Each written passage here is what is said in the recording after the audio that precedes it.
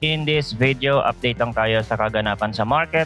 Kung napanood nyo yung previous analysis natin, sinabi ko doon medyo bearish ako sa short-term price action ni Bitcoin kasi kinakitaan natin ito ng weakness. At ngayon nga, bumagsak ang price ni BTC sa around 103,000.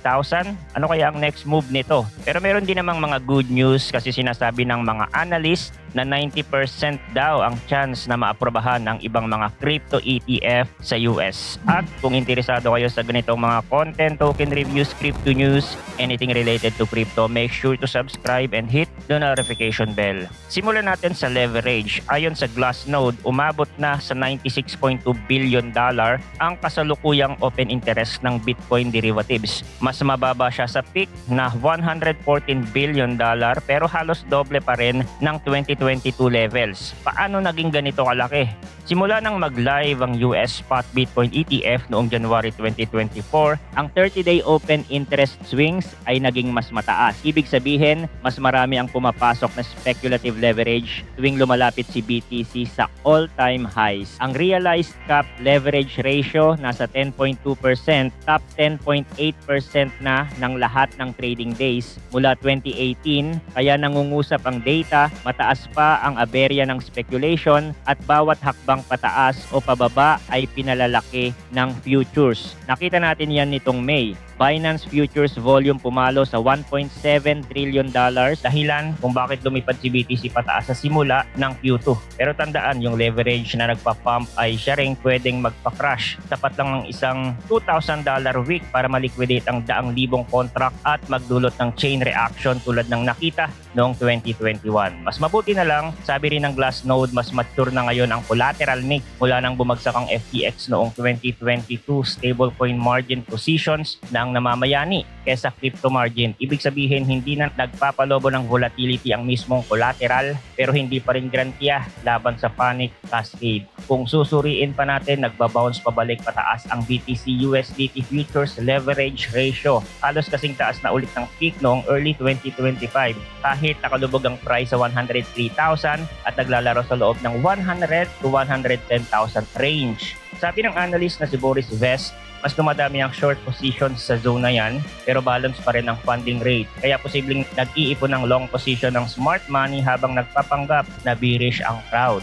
Kasama pa rito ang observation ni CryptoQuant na sideways tayo sa itaas ng 6 figures ng mahigit isang buwan. Rare yan historically kaya dumarami ang leverage habang nabubuo ang pattern. Ngayon, bakit malaki ang chance manatili si Bitcoin sa itaas ng 100,000 ngayong summer sa US? Una, seasonality. Ayon kay network economist Timothy Peterson, mula 2014 hanggang 2024, 1% lang ang medium return ni BTC mula June 1 hanggang September 30. Ibig sabihin, flat to slight positive ang Q3 sa karamihan ng taon. Dagdag pa dyan, sinabi ng Fed Governor Christopher Waller na posible nang mag-rate cut sa July kung bibigay ang inflation worries. Kapag tuluyang bumaba ang rates, nagkakaroon tayo ng tailwind para sa risk asset. Pero malamang sa Q4 pa natin makita ang malaking rally dahil historically doon ang catch-up move. Remember, sinabi ni Jurien Timmer ng Fidelity habang tumataas ang global money supply ng 8.5% year over year, sabay din humihigpit ang Sharpe ratio ni Bitcoin.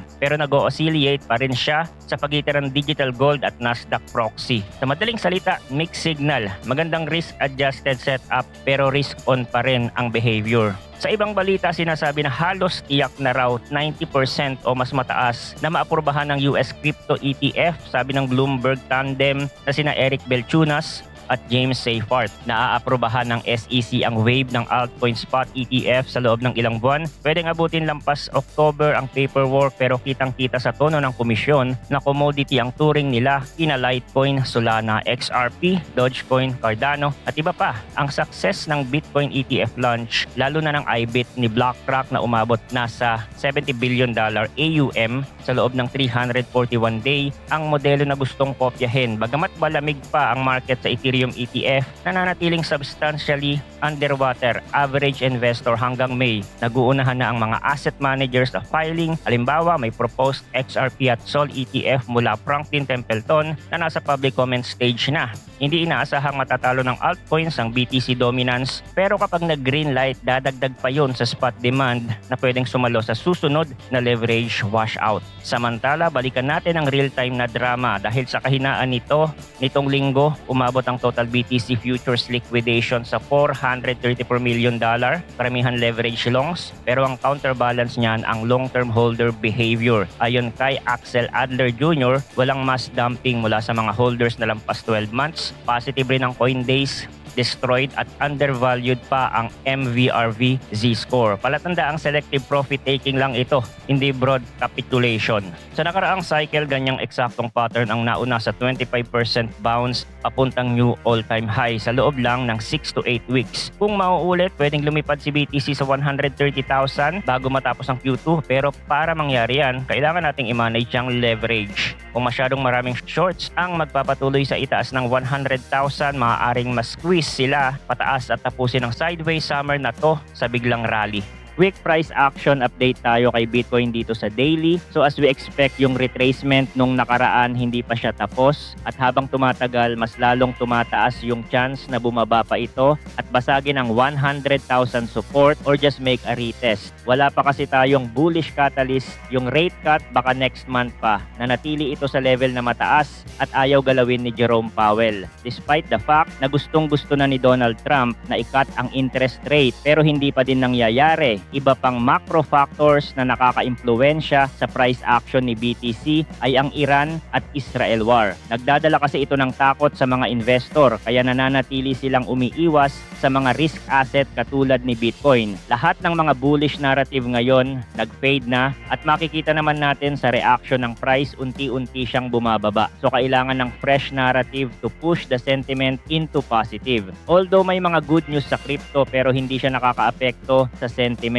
kasi mas nangingibabaw ang takot. Now kung babagsak below 100,000 si BTC, ano ang susunod? Is it the end of the bull market? We have to observe the recovery kung makaka-recover ba agad na merong backup ng isang positive catalyst. Katulad ng mga nangyari sa mga previous rally during this bull run since 2023 or the bounce is just a relief rally. At mahirap siya ma-identify in this current state. Nasa bullish trend pa din kasi ito. No invalidation, mataas pa din ang chance na lumipad ito sa next all-time high. This is just part of a retracement na nangyayari in every bull market. So yun lang ang crypto update natin for today. Thanks for watching again. Good luck and see you on the next video.